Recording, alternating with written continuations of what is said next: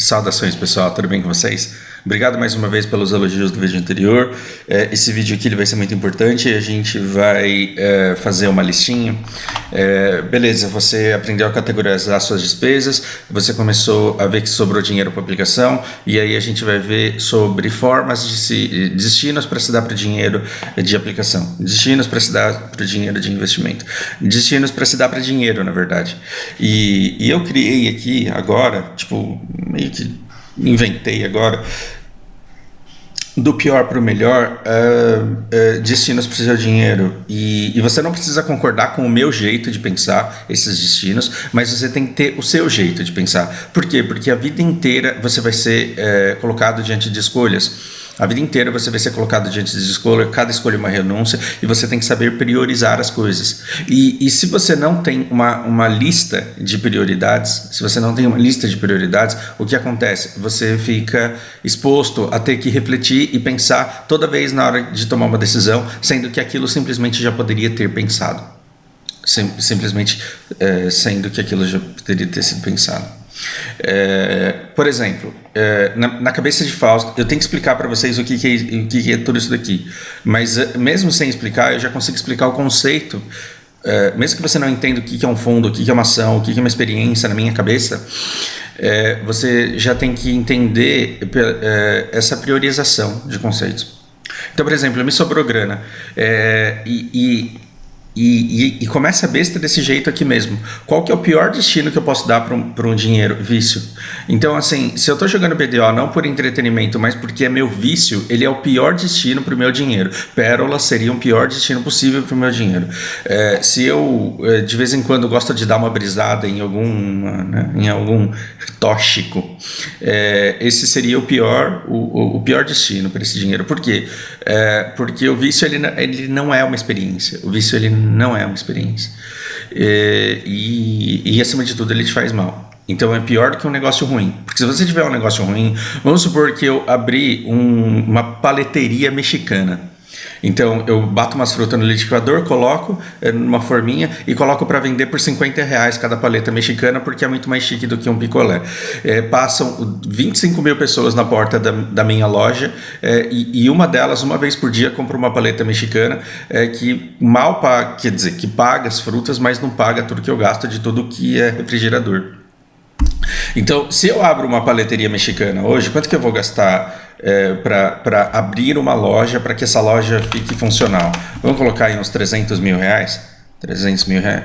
Não, sacanagem. Vamos abrir em Diadema. R$30 mil. Brincadeira, gente. Brincadeira.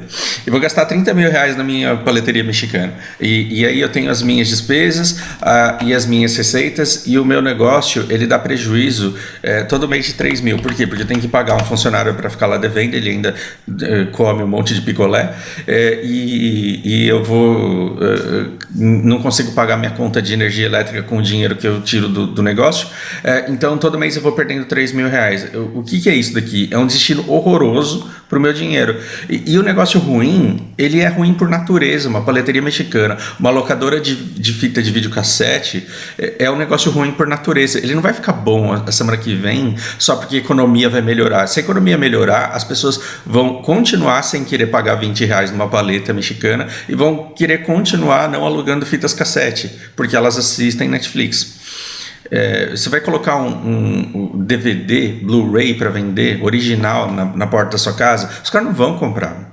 Então, não é porque a economia melhorou que o seu negócio melhorou. O negócio ruim, ele vai te afundar, e ele vai te afundar para sempre. Quanto mais dinheiro você colocar lá, menos dinheiro você vai ter na vida. Se você ficar pedindo dinheiro emprestado, você vai ter outro problema, porque aí você vai ter que pagar dívidas de empréstimo, e você não tem de onde tirar esse dinheiro, porque esse seu negócio ele é ruim. Pior do que isso, só ser viciado em cocaína. Porque pelo menos essas suas paleterias aqui você pode chupar depois. Ela não está matando, acabando com a sua saúde e destruindo a sua família. Quer dizer, isso daqui destrói a família também. Negócio ruim destrói a família, né? Eu acho engraçado essa conversa assim, de que mulher não presta porque largou o cara. Só que às vezes você tem um negócio ruim e você inviabiliza a existência da família. E aí quando ela sai de perto de você, ela te ajuda, porque ela não fica te dando despesa. Então, visto isso de uma maneira fria, eu acho que as relações entre as pessoas, elas não podem ser romantizadas ao ponto de você achar que as pessoas têm que ficar passando fome junto com você. Bom, tem um jeito que não é tão ruim quanto ter um negócio ruim, mas que é muito ruim, que é você cair na conversa do seu banco. Lembra que eu falei que banco grande é feito para ferrar pobre? Gente, só tem uma coisa pior hoje. Eu vou desrespeitar muita gente, eu espero que vocês não se sintam ofendidos, mas no fundo do coração de vocês sabem que é verdade. Só tem uma coisa hoje pior do que ser contratado para ser vendedor de paleteria. Sabe por quê? Se você é contratado para ser vendedor de paleteria mexicana, você sabe que o dono do seu negócio vai falir. Você sabe que seu patrão vai falir. Você vai trabalhar lá hoje, mas você vai trabalhar com aquele sorriso amarelo de quem sabe que vai perder o emprego. Minha entrega não está atrasada, não. Eu fui injusto com os caras. É que eu precisava abrir um chamado e não tinha um negócio que definisse o meu problema. Onde eu estava? Sim, se você arruma um emprego numa paleteria mexicana ou numa locadora de Blu-ray, você sabe que seu chefe é um visionário ao contrário. Ele vai falir, ele vai perder dinheiro e você vai perder o seu emprego.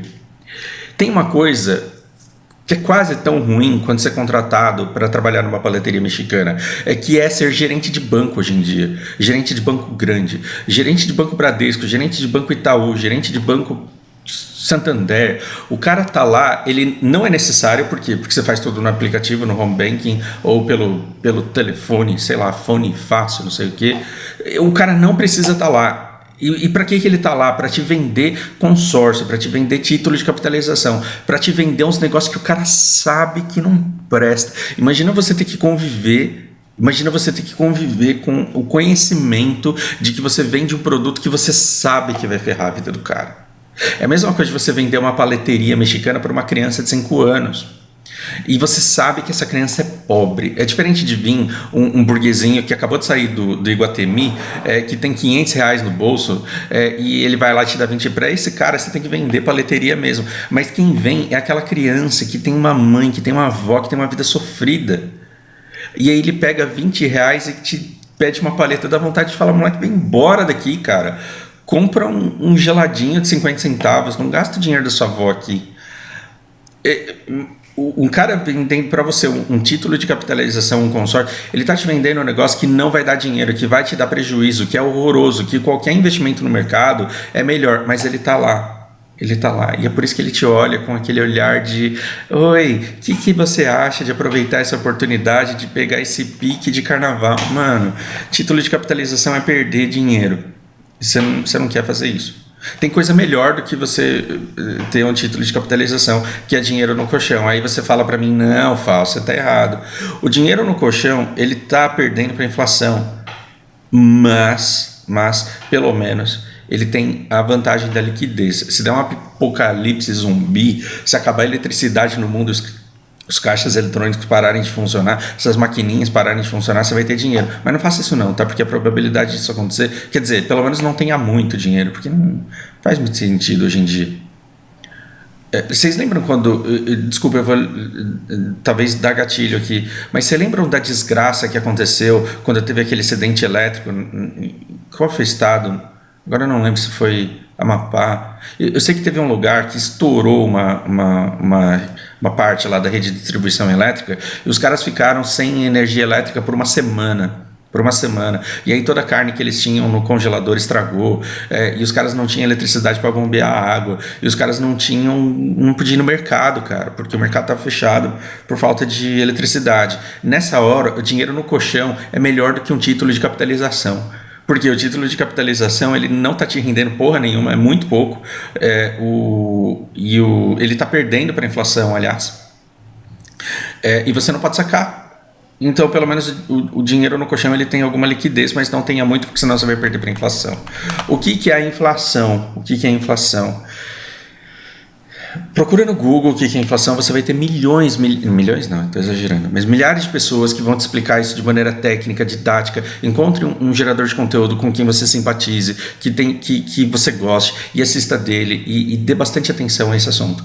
Mas aí eu fiquei pensando, como que eu explico inflação para uma pessoa que acabou de spawnar na Terra e ela não tem ideia de como sejam as coisas? Então, economistas e pessoas que sabem o que é inflação, me desculpem, mas eu vou dar a explicação mais básica que eu posso dar. É como se, no mundo ideal, a gente tivesse, para cada produto, um dinheiro. É como se para cada coxinha a gente tivesse R$5. Ó, para cada coxinha no mundo a gente tivesse R$5. Só que aí tem um cara que é um pescador. Esse pescador é o governo. Vocês lembram do pescador da história anterior? Porque eu era o cara que trabalhava e poupava e conseguia deixar dinheiro no banco. E tinha aquele pescador que ia na taverna, enchia a cara, depois ia no puteiro, fazia dívida, depois não tinha como pagar as dívidas e pedia dinheiro emprestado, certo? Não tinha esse cara. O governo é um pescador, só que esse pescador, além de pedir dinheiro emprestado, ele tem uma porra de uma impressora que imprime dinheiro. Tudo bem que ele tem, os governos têm que ter isso mesmo. Só que como ele é um pescador, se você desse, na história que a gente criou, uma impressora de dinheiro na mão de uma pessoa como eu, que ganha mais do que recebe, essa impressora ela não precisaria ser usada e o mundo estaria seguro, contando ainda com a possibilidade de imprimir moeda em caso de extrema necessidade para pagar as contas. O governo ele tem esse poder de imprimir dinheiro e ele é um pescador, porque ele deve pra caralho. E quanto que ele deve pra caralho? Ele tem uma dívida de mais de 5,8 trilhões. Se para você é difícil imaginar R$1 bilhão, imagine imaginar 5,8 trilhões de reais. Mas ok, 5,8 trilhões de reais é o que esse cara deve. E ele tem uma impressora ainda. E ele sai imprimindo coisas para pagar as dívidas dele quando elas estão vencendo e ele não tem dinheiro. Então, é como se o governo ele tivesse a possibilidade de vir aqui e imprimir mais 5 linhas aqui. Por quê? Porque ele precisa pagar os boletos dele. E esse daqui a gente vai chamar de dinheiro novo. A gente vai chamar isso daqui de dinheiro novo. E aí o que ele fez? Esse governo ele entrou aqui e ele sai comprando coxinha. E aí o que acontece? Ele distorceu o valor do dinheiro. Por quê? Porque antes você tinha 100 coxinhas para 100 dinheiros. E agora você tem 100 coxinhas para 150 dinheiro. Porque não é porque o governo começou a imprimir real que vai começar a spawnar coxinha no mundo sem ninguém ter trabalhado para fazer. Você entendeu que inevitavelmente a coxinha que custava R$5, agora ela vai começar a custar R$7,50? Ah, Fausto, não sei fazer conta. Antes a coxinha era R$1. Por quê? Porque tinha 100 coxinhas para R$100. Agora que o governo chegou imprimindo 50 e ninguém fez coxinha porque ele simplesmente imprimiu o dinheiro, a coxinha passou a custar R$1,50. Muito prazer, a impressora do governo de maneira extremamente simplificada, me desculpem economistas, mas de maneira extremamente simplificada a inflação é isso. E você tem que saber que essa inflação existe, porque se essa inflação não existisse, o que você poderia fazer? Você poderia ter um monte de arma na sua casa, guardar todo o seu dinheiro no colchão e falar, eu sou foda, ninguém vai conseguir me roubar. Mas o mundo não é fácil desse jeito, simples desse jeito. 2 coisas que você não deveria ter na sua casa, dinheiro no colchão e armas. Vamos lá. O que você pode fazer então? Deixar dinheiro na conta corrente. O problema da conta corrente é que ela é um colchão que te cobra uma taxa se você tiver no banco grande. Se você tiver num banco, por exemplo, como o Nubank, como o C6, como o Pag não sei o que, como... ela não vai te cobrar taxa, mas ela também não vai te render. E se ela render, ela vai render muito pouco. Porque aí você fala, nossa, eu deixei o meu dinheiro guardado um mês e ganhei R$1, parabéns para mim. Aí você vai sacar e paga 90 centavos de IOF. E aí você fala, porra, mas pelo menos é 10 centavos eu ganhei alguma coisa. Essa conta corrente, ela não é investimento. Ela não é investimento. Para que serve uma conta corrente na sua vida? Para você ter um dinheiro de caixa para pagar padaria, para pagar mercado, para pagar essas coisas. E olhe lá, porque as suas contas grandes, o seu plano de saúde, o seu aluguel, você tem que pagar logo quando você recebe o seu pagamento. Para quê? Para que você não fique com o dinheiro parado.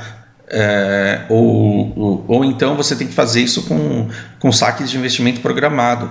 Porque se ficar um mês inteiro com o dinheiro do aluguel parado na sua conta, esse dinheiro ele poderia ter trabalhado para você de alguma outra maneira melhor. E aí entram os investimentos. Aí eu tenho títulos que nada mais é do que alguém chegar para você e falar te devo. Título, por exemplo, inclusive os de capitalização, o título de capitalização do banco grande, ele significa assim: eu atesto que esse otário todo mês está deixando R$50 aqui para depois de 12 meses ter 600 e, sei lá, R$2. E a possibilidade de ganhar um confete de carnaval de presente. O título de capitalização é isso: é o governo pegando seu dinheiro, investindo em coisa melhor e te dando 2 moedinhas e um picolé para você ficar feliz. Mas um outro título, não necessariamente de capitalização, ele pode ser, por exemplo, um título do Tesouro, o governo dizendo para você: eu devo para esse cara e eu pago tanto em tal dia. Então, isso daqui é uma coisa interessante. Só que aí você não vai sair comprando título de qualquer pessoa. Você vai comprar título do pescador? Não, porque o cara não vai te pagar. Você vai comprar título de alguém que você sabe que vai te pagar. Por exemplo, o cara que tem uma impressora de dinheiro que fica fazendo merda na nossa economia todo mês. Título de tesouro direto. Dá vontade de colocar tesouro direto aqui, mas eu acho que não explica tão bem quanto títulos. Para você entender o que são ações...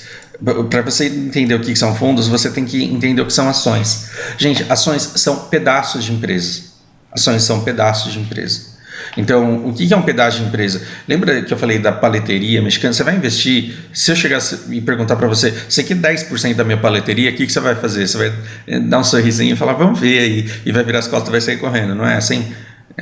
Agora, imagina que eu tenho uma hamburgueria. Aí você já para e pensa: pô, mas será que aquelas hamburguerias que só cria mosca? Ou será que aquelas hamburguerias que enche de gente? E aí você vê, porque dependendo de quanto eu ganhar, né?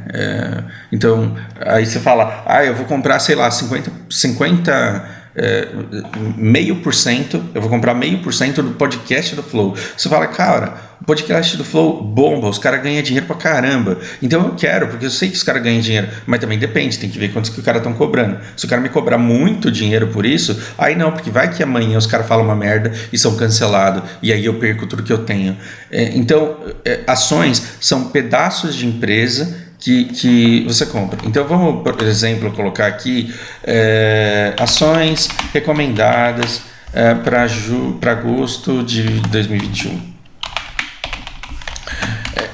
Vai te cair 300 milhões de pessoas. Teve um cara que clicou aqui, ó. Vai cair um monte de empresas que você pode... top dividendos, top não sei o que, top não sei o que lá. Bom, vamos pegar uma que está na moda, que é isso daqui. Isso daqui é uma companhia de distribuição de energia. É uma companhia de distribuição de energia. E você pode ir lá, com R$13, comprar uma parte dela. E aí, se ela ganha dinheiro, e se valoriza no mercado, você vê o seu papel valorizado. Isso daqui pode passar a valer R$15. E de tempos em tempos, ela é obrigada a compartilhar lucro com você. A gente vai chamar esse lucro de dividendos. Ele pode compartilhar lucro com você. Então, as ações, elas têm 2 maneiras de te fazer ganhar dinheiro. As ações, cadê esse pouquinho de notas? Elas têm 2 maneiras de fazer você ganhar dinheiro. A primeira é com valorização. Você pode perder dinheiro também? Com certeza, com certeza. E a segunda forma de te dar é dividendos. Então, dividendos é lucro. Então, assim, se você comprar metade da minha hamburgueria, eu vou trabalhar aqui para você. E aí você tem 2 maneiras de ganhar dinheiro. Ou você tenta vender essa parte que você tem na hamburgueria para outra pessoa por mais dinheiro do que você pagou. Então, se você chega no mercado falando assim: comprei metade da hamburgueria do Fausto por R$150 mil, e o cara vende hambúrguer pra caramba, você não quer pagar 170 mil? Pronto, você ganhou 20 mil sem fazer nada. Basicamente porque você encontrou uma pessoa interessada em ser meu sócio. Agora, se você não vender para ninguém, no final do ano eu falo: olha, o meu lucro nesse negócio foi X, então você tem direito a metade disso daqui, tirando o custo do meu trabalho, lógico, então eu vou te pagar dividendos. A Taesa é um ótimo pagador de dividendos. Só que você tem que ver também que A ação, preste atenção e carregue isso para a vida. A ação ela é vendida não pelo que ela vale, e sim pelo que as pessoas acham que ela vale. Eu vou repetir de novo. As ações elas são vendidas não pelo que elas valem, porque não é desse jeito que acontece. As pessoas elas vendem as ações pelo que as outras pessoas acham que ela vale. Então, se eu encontrar alguém que queira comprar por R$15, eu vou vender por R$15. É claro.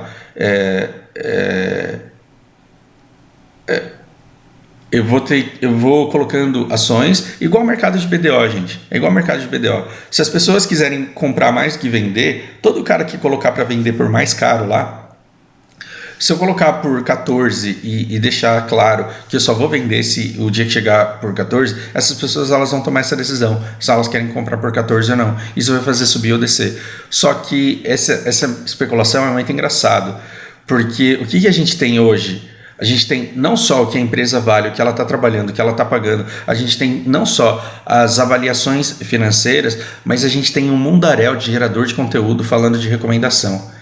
E sabe o que é engraçado? Essa empresa ela valoriza. Por quê? Porque ela é grande mesmo. Mas o potencial de geração de energia e o potencial de distribuição de energia dela dobrou daqui para cá. Essa é a pergunta que nós temos que fazer. A minha capacidade de fazer hambúrguer e a minha venda de hambúrgueres, ela dobrou? A Thaís, ela dobrou a capacidade de distribuição de energia? Essa é uma coisa a ser descoberta. Porque mais ou menos aqui nessa época, geradores de conteúdo começaram a falar da Thaís. Primeiro foi um cara que foi pago para fazer uma análise de mercado. Ele fez uma puta análise de mercado e falou: essa Thaís é um bom negócio. Então compra que vai dar bom. Aí o que aconteceu? Essa informação foi espalhada para centenas, para milhares, para um monte de geradores de conteúdo que são os caras que vão te deixar ricos. E assim, aquele cara que fala assim, estudei aqui, e aí a minha análise de mercado criteriosa de 360 graus, não sei das quantas, e eu vou dar uma recomendação, mas primeiro se inscreve, ativa o sininho, compartilha com seus amigos para fazer esse canal, para fazer essa palavra aqui crescer para todo mundo, e finalmente eu vou falar para vocês o que é a ação que eu defini como sendo a melhor oportunidade, que não sei o que. E quantas pessoas estão assistindo essas centenas de geradores de conteúdo falando sobre ação? Tem umas 20 mil pessoas escutando a recomendação de que a Taesa é uma ótima pagadora de dividendos e que você vai se dar bem com ela e que não sei o que. Aí o que acontece com o preço dela? Puta, vou investir nessa porra, vou investir nessa porra, vou investir nessa porra, vou investir nessa porra. Essa empresa, ela pode valer esse dinheiro? Pode, mas será que ela de fato vale? Será que você sabe? Será que você pesquisou o suficiente dessa empresa para saber? Ou você está confiando no gerador de conteúdo que escutou outro gerador de conteúdo, que escutou outro gerador de conteúdo, que comprou um relatório de um especialista financeiro, analista de mercado? Porque a call desse analista de mercado ela pode ter sido enorme aqui. E esse é o efeito Warren Buffett, porque o Warren Buffett ele saía comprando tudo que ele via, e depois que ele comprava um monte ele saía recomendando. Ele falava: cara, eu acho que essa empresa aqui ela vai crescer pra caramba. O que acontecia? Os youtubers, os não sei o que da riqueza, os não sei o que do milionários, não sei o que começava a falar: mano, eu pesquisei aqui nas minhas fontes e fiz os meus cálculos, e aqui pela minha análise eu acho que esse papel aqui vai valorizar. E o que você tinha? Um efeito em cadeia com todo mundo querendo comprar essa porra. E aí quando chegava nesse valor aqui, as pessoas falavam: caralho, o Warren Buffett é inteligente pra porra, mano. Assim como muita gente pode estar achando hoje que não sei qual fundo de investimento dá umas call que são sensacionais. E aí você tem que ver se ao longo do tempo essa empresa se prova. Porque se todo mundo deixar de falar desse papel, a tendência é que ao longo do tempo o valor da ação ele comece a se aproximar daquilo que a empresa vale de verdade. Portanto, estou explicando para vocês aqui o risco de bolha. O risco de bolha. Estou falando que a Thaís está em bolha? Não. Isso daqui pode vir a R$30. Não sabemos, mas busque saber sobre a empresa. Então, ao invés de você comprar um pedaço de uma empresa que você não conhece, que no fim das contas pode acabar sendo uma paleteria mexicana, invista em empresas que você sabe que sobrevivem a crises financeiras e a fofocas, por exemplo, de geradores de conteúdo. Ok? O que é Tá, e agora sabemos o que são ações e como é que elas podem te dar dinheiro e como que elas não podem te dar dinheiro. E o que são fundos? Isso daqui pode ser a melhor coisa da sua vida ou pode ser a pior coisa da sua vida. Então tome muito cuidado. O que são fundos? Descobri que ações dá dinheiro pra caramba. Só que eu não manjo, cara. Eu não tenho... Quando eu boto na porta da Taesa, quando eu boto na porta da empresa e falo, escuta, deixa eu entrar para ver o que vocês estão fazendo. Imagina 2 dedinhos indicadores ligados assim e uma cara de gatinho assim, carente. Oi, tudo bem? Deixa eu entrar aí para ver como que vocês trabalham. O que o cara vai falar? Mano, sai daqui. Sim, você pode ler até os relatórios da empresa, mas você não vai ter acesso a ela. E você não vai ter acesso, você não tem tempo para isso. Por quê? Porque você trabalha, você joga BDO, você tem família. Você não tem tempo para ficar indo de empresa em empresa para ver qual que vale e qual que não vale. Só que tem gente que tem fundos de 3 bilhões, tem gente que tem fundo de 500 milhões. E o que é ter um fundo? É você pegar o dinheiro das pessoas e fazer a gestão desse dinheiro. Tem empresas e tem grupos que sobrevivem e que vivem e que ficam milionários ou ficam pobres gerenciando o dinheiro de outras pessoas. Então, quando você encontra um bom fundo, é como se você encontrasse um bom mecânico. Escreva isso, anote no seu caderninho. O dia que você encontrar um bom fundo, é como se você tivesse encontrado um bom mecânico, mais do que isso, um bom pedreiro. Se você conhece um bom mecânico, se você conhece um bom pedreiro, você convida esse cara para sua ceia de Natal. Por quê? Porque você quer que esse cara seja seu amigo. Então, se você encontrou um fundo em que você confia, que você entende como os caras trabalham e você sabe que o cara é regulamentado, você sabe que o cara trabalha numa empresa séria, você vê que a documentação ela está toda em ordem, o que você vai fazer? Você vai falar, olha... eu tinha, sei lá, 50 mil reais, eu tinha 10 mil reais que seja, eu tinha 10 mil reais para investir e eu ia ficar o dia inteiro assistindo 300 mil vídeos de YouTube para saber quais são as empresas que são mais promissoras. Comprei um monte de papel da Taesa e agora eu tô com o cu na mão porque vai que a suspeita do Fausto se concretiza e o negócio tá mais valorizado do que na verdade tá. Eu assumo, eu não tenho competência para estudar o mercado inteiro. Então eu vou deixar esses 10 mil com você e você vai trabalhar. Aí o fundo vai falar para você, beleza, só que 20% do lucro que eu ganhar é meu. Porra, você não faz de graça não, mano? Não existe almoço grátis. Não existe almoço grátis. O cara está gastando a vida dele estudando o mercado. Ele está entrando em contato constantemente com empresas para estudá-la. Ele tem que ganhar dinheiro. Ele vai ganhar 20% e mais uma taxa lá, um ponto, não sei o que. Cada fundo pede alguma coisa específica. E aí o que acontece? É como se você pagasse uma pessoa para ficar estudando o mercado para você e chegar no final do mês e dar relatórios. Tudo bem? Não me pergunte que fundos eu uso, mas gente, eu acho que é mais interessante você ter uma parcela do seu investimento colocado num fundo em que você pode se permitir ficar jogando BDO tranquilão e vendo o relatório do cara de tempos em tempos, do que ficar o dia inteiro naquele home broker achando que você está ganhando dinheiro, porque se o seu capital é pouco, a gente é pobre. Se o seu capital é pequeno e você está ficando o dia inteiro na frente lá do home broker para ganhar o quê? 50 reais, 40 reais, cara, vai dar uma aula de inglês que você ganha mais dinheiro do que isso. Então, compre o seu sossego e deixe o seu dinheiro sendo administrado por pessoas em quem você confia. Ah, não confio. Então, não.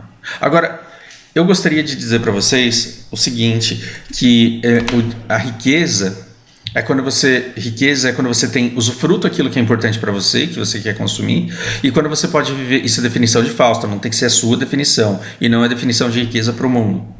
Riqueza para mim é quando você tem acesso a tudo que você gostaria de fazer na vida. Por exemplo, a riqueza para mim é simples, eu quero ficar moendo trigo aqui no BDO. Que vida simples. Você precisa de muito para isso? Não, você precisa de full peso no chá e você precisa no máximo de umas empregadas para você não ter que parar de ficar processando. Então, se eu consigo pagar pacote econômico, se eu consigo ter aquele livro de vida, se eu consigo, eu tenho acesso àquilo que eu quis, isso daqui para mim é riqueza. E o que também é riqueza é não ter que ficar pensando em dinheiro. Eu não tenho que ficar pensando em dinheiro o tempo inteiro. Por quê? Porque meus boletos estão pagos e as coisas estão sob controle. Essa definição de riqueza para mim é bacana, porque se você tem que ficar o mês inteiro olhando para uma tela para ver se você vai conseguir pagar sua conta de luz que você gastou com o computador que você estava operando home broker, aí é porque tem alguma coisa errada.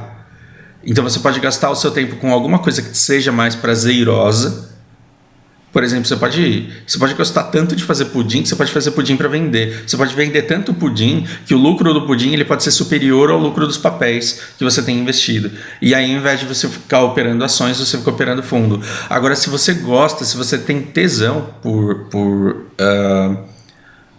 ações e você gosta de ficar lendo recomendações de empresas, não tem aquele negócio de conhecimento. Ó, não tem essa... Não, é aqui. Cadê? Gente, era o H. Não tem essa parada de conhecimento aqui. Então, assim, topografia. Eu vou sair conhecendo os personagens do jogo. Uma vergonha, meus conhecimentos é tudo pequeno. Então, ecologia. É os bichos do BDO. Então, assim, tem um monte de peixe que eu não conheço ainda. E se eu pegar esse peixe aqui, ó, eu vou conseguir mais 2 de energia. Não tem esse negócio de conhecimento. É como se cada ação do mercado... É como se cada ação do mercado ela fosse um conhecimento desse. Então você pode pegar aquele seu domingo que tá chato, que você não tá fazendo nada, aí você entra na internet e busca ações recomendadas. Aí tem um cara que fala da Vivo. Aí você fala assim, legal, vou estudar a Vivo. E aí procure vários geradores de conteúdo falando sobre a Vivo. E depois vá você buscar algumas coisas sobre essa empresa. Você tá investimento em cultura, em conhecimentos gerais. Você está ampliando o seu conhecimento do mundo. Quanto mais você aprende sobre ações, mais você aprende sobre o funcionamento do mundo. Você vai falar, caralho, estão recomendando, sei lá, Sanepar. Não sabia nem que tinha empresa que ganhava dinheiro recolhendo cocô, velho. Então, você pode entender mais como o mundo funciona e ver oportunidades de gerar riqueza e oportunidades de prestar serviços que podem ser remunerados dentro da sociedade. Você pode entender melhor como funciona o mundo. Isso caso seja do seu gosto. Na minha cabeça, só tem uma coisa melhor do que você investir em ações, em valorização, em dividendos e esses caralho todo. É claro que você não vai deixar de comer para isso, mas experiências, na minha cabeça, valem mais que dinheiro. Você tá com 20 anos e o seu sonho é escalar o Monte Fuji. O seu sonho é, sei lá, ir na final do Corinthians lá, e no Japão. Naquele ano em que ele foi lá pro Mundial. Eu quase ganhei dinheiro fazendo excursão pro Japão naquele ano. Levando os caras ricos que queriam assistir o jogo e fazendo cerveja intérprete. Imagine-se com 90 anos à beira da morte. Imagine-se com 90 anos à beira da morte. E aí eu falo, o seu budget, o seu orçamento, o seu planejamento financeiro, ele tem que ser vitalício, ele não tem que ser pro mês. E o objetivo da sua vida, ele não tem que ser ganhar dinheiro. Ele não tem que ser ganhar dinheiro. Sabe por quê? Porque com 90 anos, se você chegar até lá, se você der sorte, você já vai estar meio com Alzheimer, já não vai fazer muita diferença, porque você já não vai ter muita noção da sua existência, menos vai. Então, com 75 anos, você está com câncer terminal, você está indo pro saco, não tem como se salvar mais. Aí você olha para sua vida e você pode, das duas uma, falar assim, nossa, acumulei ações pra caralho, meus netos estão tudo brigando para ver quem que vai ficar com meus papel da Oi. Estão tudo brigando para ver quem que vai pegar as minhas ações do Banco do Brasil. Você não compra o papel da Oi, não. Ou você pode olhar para trás e falar, cara, eu fui fã de uma banda e eu fui num show dessa banda. Eu fui apaixonado por uma mulher e casei com essa mulher. Eu tive filhos e vi eles se graduando. Eu tive um sonho de conhecer um outro país e eu visitei esse outro país. Eu gostava de comer tal coisa e eu comi tal coisa uma vez por semana a minha vida inteira. Eu vivi uma vida rica. Isso é diferente de chegar no final da sua vida e falar, porra, não vivi porra nenhuma, mas pelo menos eu tô morrendo com dinheiro. Então tem uma coisa mais importante do que dinheiro na vida, que são experiências. Então, quando eu olho para a oportunidade que eu tenho de levar, depois da pandemia, minha família para viajar, numa viagem que para a Lana seja inesquecível para a vida dela, ou ter mais papéis numa determinada empresa para no dia da minha morte ter mais dinheiro, eu prefiro ter essas experiências. E tem uma coisa para mim que vale mais do que experiência, que é saúde. E isso daqui, esse conceito é muito importante. Porque se um dia eu estiver doente ou alguém da minha família estiver doente e eu tiver recursos para preservar a saúde dessa pessoa, aí não tem experiência, não tem ações, não tem fundos, não tem dinheiro no colchão, não tem título de capitalização, não tem paleteria que seja mais importante do que a preservação de tudo. Porque quando você prioriza a saúde, vai ter uma coisa muito importante envolvida aqui, que é amor. Literalmente amor. O amor pelas pessoas que você ama, as pessoas que você ama, elas são muito mais importantes do que dinheiro. Então, se você deixar sua família inteira morrer e você tiver uma corretora te parabenizando porque você conseguiu 40% de rendimento na sua carteira em um ano, o que você vai fazer com esse dinheiro se você não tiver mais as coisas que são realmente importantes para você na vida? Você pode achar que dinheiro é uma coisa muito importante para você na vida, mas ele é só um meio para chegar em algum lugar. Você quer o dinheiro para chegar em algum lugar. Seja um carro, seja estabilidade, seja uma família, seja uma viagem, seja alguma coisa, é um meio. Se você sacrificar as coisas que você ama para conseguir aquilo que você quer, aquela coisa que você conquistar não vai ter valor nenhum. Tudo bem? No próximo vídeo eu vou tentar falar um pouco mais sobre títulos e sobre como dividir os valores que você tem. Só que aí a gente entra num papo em que tem um monte de gente na internet fazendo conteúdo melhor que o meu e você simplesmente pode ir atrás dessas pessoas. Espero do fundo do coração que seja útil. Por hora é isso e um grande abraço para vocês.